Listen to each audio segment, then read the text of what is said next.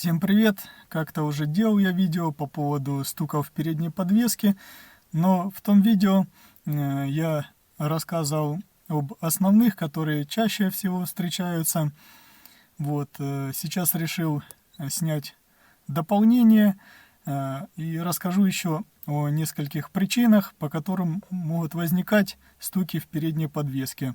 Но это может происходить гораздо реже, нежели те, о которых я рассказывал ранее.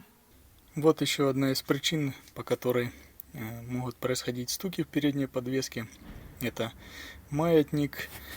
По какой причине? Значит, вот здесь вверху, внизу устанавливаются резиновые втулки. И когда они изнашиваются, происходит на неровностях биение, и в результате мы слышим стук, в частности с правой стороны. Как можно проверить на автомобиле?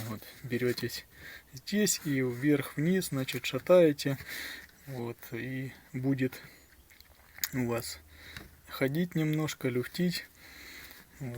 Значит, что износилась какая-то из этих втулок, либо же обе, и нужно их заменить. Либо же можно заменить, как я сделал, на маятник с подшипником. Он, говорят, немного понадежней. Проверим, в общем. По замене маятника видео есть у меня. Кому интересно, зайдите, посмотрите. И сейчас еще один момент покажу. Тоже все довольно просто, но доставляет неудобства из-за шумов на неровностях. Вот еще одна из причин. Это стабилизатор, а точнее втулки стабилизатора. И со временем они изнашиваются. И по этой причине тоже могут быть стуки на неровностях. Сейчас покажу. Видите, какой износ?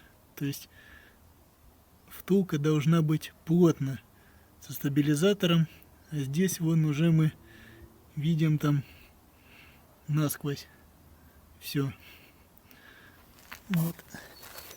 Вот эти изнашиваются поменьше, вот эти втулочки. Но рекомендую я заменить сразу все, и здесь, и на рычаге. Видите, какой просвет там? Вот он. И по этой причине тоже могут быть стуки. Да, ребят, и не забываем про сайлентблоки рычагов. Следите, чтобы резинки были не потресканные, не оборванные. Там даже, в принципе, визуально можно определить, нужно ли менять сайлентблок или нет по этой резиновой части. Надеюсь, ничего не забыл. Если что-то забыл, дополните меня в комментариях, либо поправьте, вдруг где-то ошибся. В принципе, на этом все. Всем удачи в ремонте. Лайки ставим, подписываемся на канал. Все, пока-пока.